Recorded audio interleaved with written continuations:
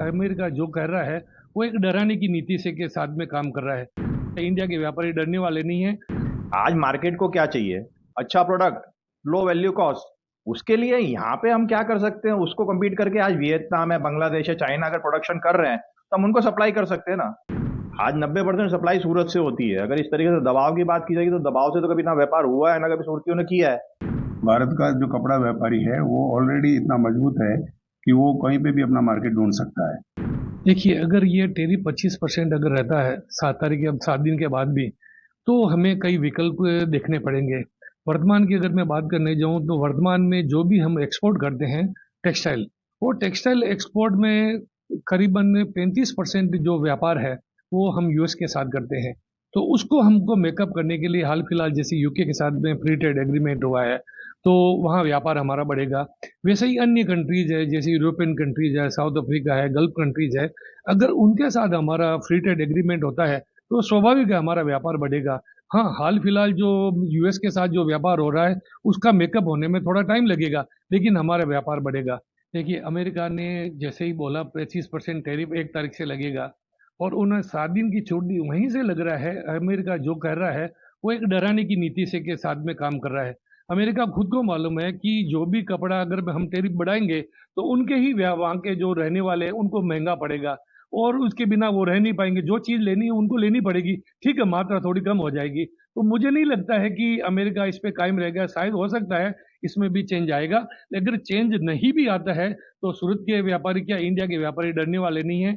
आपको मैं एक दाखला देता हूँ कि जो भी गारमेंट एक्सपोर्ट होता है, चाहे वो हमारा नोएडा से गुड़गांव, दिल्ली या मुंबई कहीं से भी हो, लेकिन 80% जो फैब्रिक है वो हमारा सूरत का जाता है।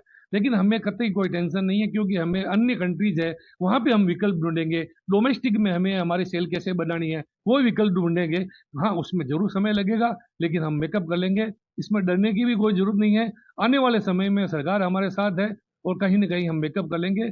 अमेरिका को ही झुकना पड़ेगा। आज ये 25 तक लगा है, मुझे लगता है 7 दिन की जो मोहलत दी है उसके बाद भी उनका शायद बयान आ सकता है।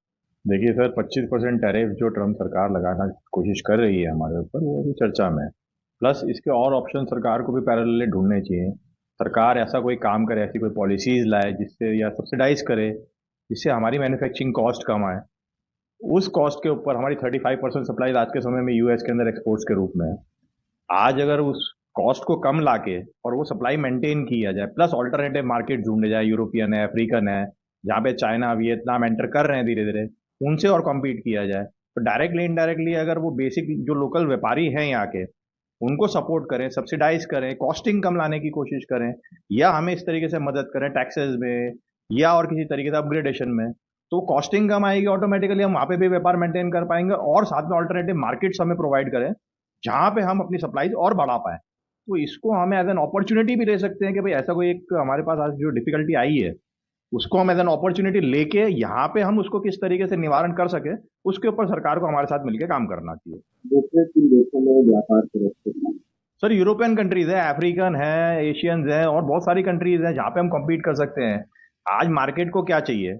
अच्छा प्रोडक्ट, लो वैल्यू कॉस्ट।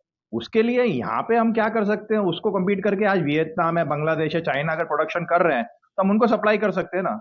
कोई ऐसा तो है नहीं कि खाली वही सप्लाई कर सकते हैं, वही कॉस्टिंग नीचे ला सकते हैं। अगर सरकार की पॉलिसीज अच्छी हुई तो हम उन्हें सप्लाई करेंगे ना। नहीं सर, दबाव में तो काम करना सूरत ने सीखा ही नहीं है। आज 90% सप्लाई सूरत से होती है। अगर इस तरीके से दबाव की बात की जाएगी तो दबाव से तो कभी ना व्यापार हुआ है, ना कभी सूरतियों ने किया है। बल्कि इस तरीके से दबाव आए तो हम तो यहाँ पे ऐसा कुछ करेंगे कि जिससे वो कॉस्टिंग जो मैं आपको बता रहा हूँ, कॉस्टिंग और नीचे लाने की कोशिश करेंगे और पूरे वर्ल्ड में खुल के सप्लाई करने की ट्राई करेंगे। देखिए, अमेरिका ने जिस तरीके से बार बार अपने स्टेटमेंट बदल करके और टैरिफ को बार बार जो बदलने का माहौल बना के रखा है, अभी ट्रम्प सरकार ने जो 25% की बात की है, तो भारत का जो कपड़ा व्यापारी है वो ऑलरेडी इतना मजबूत है कि वो कहीं पे भी अपना मार्केट ढूंढ सकता है। आज की तारीख में जितना भी अमेरिका हमारा माल जाता है, तो कहीं ना कहीं अमेरिका को भी ऐसा लग रहा था कि चाइना के सामने कि भारत को खड़ा करना का उनका मजबूरी था। भारत का जो कपड़ा जा रहा था उसके सामने, चाहे बांग्लादेश हो, चाहे वियतनाम हो, चाहे कंबोडिया हो, उनके सामने भारत के कपड़े को इसी तरीके से इंट्रोड्यूस किया जा रहा था कि वो चाइना को कम्पीट करेगा और यूएसए भारत के साथ अच्छे रिश्ते रख करके चाइना इंडिया को आगे बढ़ाएगा। परंतु जिस तरीके से 25% टैरिफ की बात ट्रंप ने करके उन रिश्तों में खटास पैदा की है, तो कपड़े व्यापारी को किसी भी तरीके की यहाँ सोच की दिक्कत नहीं है। हम भारत सरकार के साथ यही कहना चाहते हैं कि 35% खाली एक्सपोर्ट जो हम गारमेंट करते हैं उसका मार्केट खाली अमेरिका है, उसको हम कहीं पे भी किसी भी तरीके से दूसरे देशों के साथ में हम अपने समझौते एफडीए वगैरह और सरकारी नीतियों में बदलाव ला करके अपनी कॉस्टिंग कम करके और हम दूसरे मार्केटों में जा करके अपने कपड़े का भरपाई कर सकते हैं। इसलिए मेरा मानना यह है कि ट्रम्प सरकार ने जो 25% टैरिफ की बात की है, तो भारत सरकार को अपनी रणनीति थोड़ी नीतिगत सुधार करनी पड़ेगी और हमें अपने नए मार्केटों के साथ में ढूंढ करके और अपने आप को एडजस्ट करना पड़ेगा। तो ये बड़ी मैटर नहीं है कि हम 25% की सामने बड़ा मार्केट खड़ा नहीं कर सकते।